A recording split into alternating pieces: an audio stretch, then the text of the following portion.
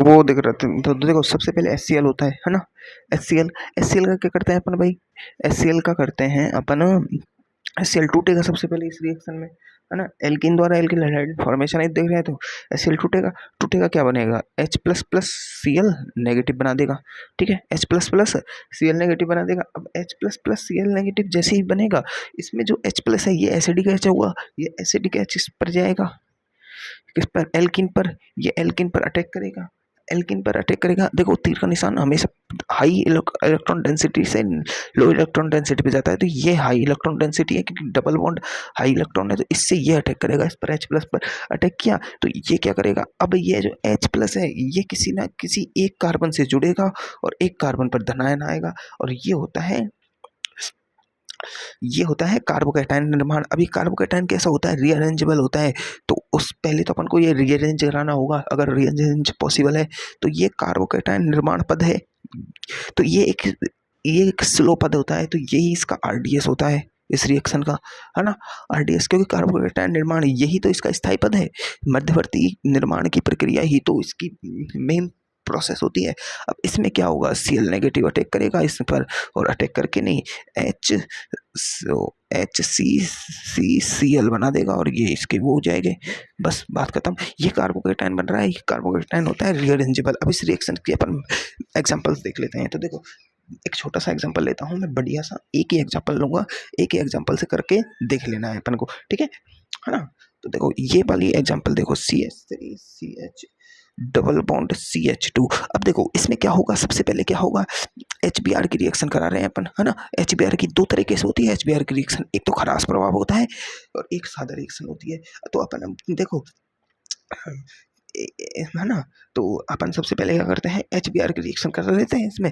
तो HBr में देखो सबसे क्या होगा, पहले H प्लस आएगा, H प्लस इसको तोड़ेगा। अब ये टूटते ही एक बार H देखो टूटेगा तो दो कंडीशन बनेगी, एक तो CH3CH एक बार H यहाँ जुड़ जाए और एक CH2 पॉजिटिव, और एक कंडीशन बन रही है अपनी CH3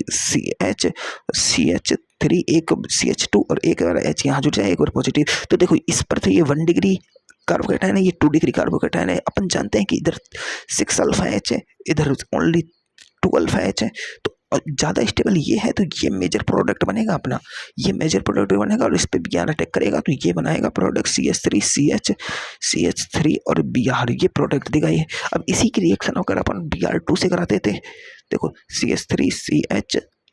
CH2, अब इसी की reaction upon Br2 with CCl4 जो विलायक है अपना उसके साथ कराते थे, तो 2 Br इस पर लग जाते यहाँ, तो ये प्रोडक्ट बन जाता CH2 और Br, ये वाला प्रोडक्ट बन जाता, है ना।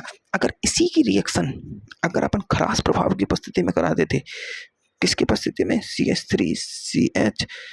CH2 इसी की उपस्थिति अपन HBr विद ले लेते अपन पेरोक्साइड कोई भी पेरोक्साइड ले लो, अपन नॉर्मली पेरोक्साइड लेते हैं अपन कौन सा, नॉर्मली जो पेरोक्साइड लेते हैं अपन लेते हैं H2O2, है ना। H2O2 पर वो क्या बोलते हैं, कीटोन पेरोक्साइड वाला आता था ना एक, वो मैंने तुम्हें बताया था पिछली क्लासों में, उसको ले सकते हैं। जब मैंने खराब प्रभाव पढ़ाया था 2-3 मैंने तुम्हें बताए थे कि 2-3 तरह के पेरोक्साइड ले सकते हैं अपन, कोई फर्क नहीं पड़ता इन बातों से, है ना। तो पेरोक्साइड ले लिया, पेरोक्साइड लेने से क्या होता है कि जो लेस स्टेबल प्रोडक्ट था ना वो बनता है यहाँ पर रीअरेंजेबल नहीं होता है, और H उस तरफ जुड़ेगा, ये एंटी मार्कोनिकॉफ नियम हो जाता है, एंटी MKW, मतलब H कम वाले पे जाके जुड़ेगा। पहले तो H अधिक वाले पे जाके जुड़ रहा था, देखो H देखो यहाँ 2 है यहाँ 1 है, तो H कहाँ जुड़ा, 2 वाले पे यानी अधिक, ये MKW से हुआ था, MKW मार्कोनिकॉफ नियम से, ये एंटी मार्कोनिकॉफ नियम से हुआ, H इधर जुड़ के जुड़ेगा, तो CH3CH2 और ये CH2 और Br इस पर जुड़ेगा, ये 1 डिग्री एल्किल हैलाइड बनेगा, ठीक है। अब देखो इसी में एक मैंने तुम्हें ये रिएक्शन समझाई थी ना, ये Br2 वाली, ये देखो इस रिएक्शन में देखो CH2 डबल बॉन्ड CH2 और इसमें अपन ने Br2 ले दिया विद CCl4 की उपस्थिति में। Br2 का कलर होता है रेडिश ब्राउन कलर होता है। जो एल्केन्स होती है वो ज़्यादातर क्या होती है, रंगहीन होती है, ये तो कलरलेस होता है ना। ठीक है। अब जैसे ये रिएक्शन होगी अपन को पता है कि ये Br इससे इससे जुड़ेगा और अपन को दे देगा CH2 और Br ये बन गया एल्किल हैलाइड। ये भी कलरलेस होता है, कलरलेस। तो अब अपन को देखो समझ आई बात है कि Br2 की रिएक्शन अगर अगर किसी हाइड्रोकार्बन से होती है, Br2 जिससे की रिएक्शन अगर किसी हाइड्रोकार्बन से होती है तो एल्किल हैलाइड का निर्माण होता है और Br2 का जो रेडिश ब्राउन कलर है वो कलरलेस हो जाता है। इसे कहते हैं ब्रोमीन वाटर टेस्ट। क्या कहते हैं? Bromine water test. क्या कहते हैं इसे? ब्रोमाइन वाटर टेस्ट कहते हैं,